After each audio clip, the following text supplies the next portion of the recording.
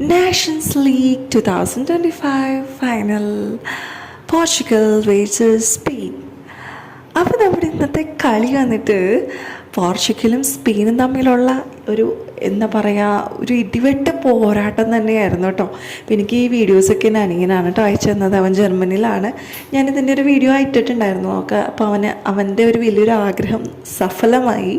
അവന് നേരിട്ട് നമ്മുടെ ക്രിസ്ത്യാനോ റൊണാൾഡോനെ കാണാൻ സാധിച്ചു. ഭയങ്കര ഹാപ്പിയിലായിരുന്നു കേട്ടോ. അപ്പോൾ ഭയങ്കര ഹെവി കളിയായിരുന്നു.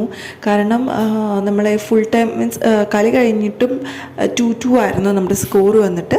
അത് കഴിഞ്ഞിട്ട് എക്സ്ട്രാ ടൈം കൊടുത്തിട്ടും ആ ഒരു സെയിം സ്കോറിൽ തന്നെയാണ് നിന്നായിരുന്നേ. അത് കഴിഞ്ഞിട്ട് നമ്മുടെ പെനാൽറ്റി ഷൂട്ട് ഔട്ടിലാണ് നമ്മുടെ പോർച്ചുഗൽ ആ ഒരു കിട്ടില്ല ആ ഒരു ഷോട്ട് അടിച്ചത്. ഇപ്പോൾ നമ്മൾ കണ്ടില്ലേ, അതാണ് കേട്ടോ.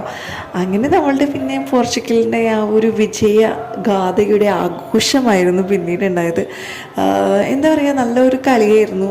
അവൻ പറയായിരുന്നു ആദ്യമായിട്ട് കാണുന്ന ആ ഒരു മാച്ചാണ് അത്. നമ്മുടെ റൊണാൾഡോൻ്റെ ആദ്യത്തെ മാച്ചിൽ തന്നെ അവരുടെ ടീം വിജയിച്ച് അവരുടെ ആ ഒരു ഹാപ്പിനെസ് കാണാൻ പറ്റിയല്ലോ.